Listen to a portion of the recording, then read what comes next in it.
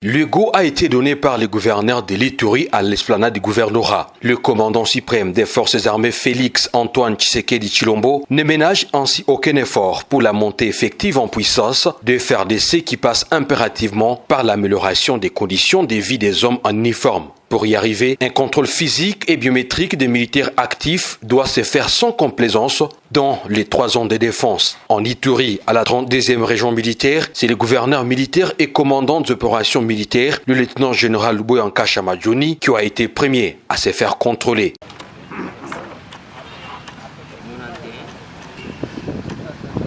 Vous êtes dans la base de données, mon général.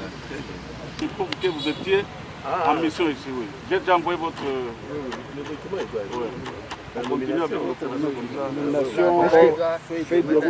Ça doit capturer. Oui, la feuille de route. Après avoir rempli toutes les étapes nécessaires et a priori des contrôles devant les collèges des inspecteurs de l'inspectorat général des FARDC, le gouverneur militaire a déclaré qu'aucun militaire ne sera contrôlé en dehors de son unité et appelle ses compagnons d'armes à s'apprêter pour ces contrôles obligatoires. Aujourd'hui, nous allons connaître la réalité sur nos effectifs. Vous savez que depuis longtemps, ça a toujours été vraiment le talon d'Achille de notre armée. Et là, le commandant suprême a beaucoup insisté pour que ce contrôle soit fait.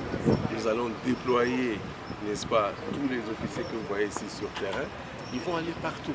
Ce qui concerne les commandants et même le personnel, les hommes de troupes.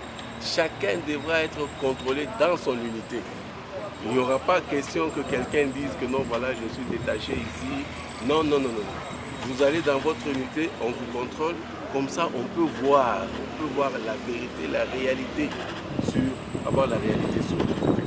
Selon le général Mutombo Alexis, chef de la délégation, ces contrôles physiques et biométriques a débuté depuis le mois de mars dernier à la première zone de défense et s'effectuera durant 21 jours sur toute l'étendue des provinces où les éléments des forces armées sont déployés.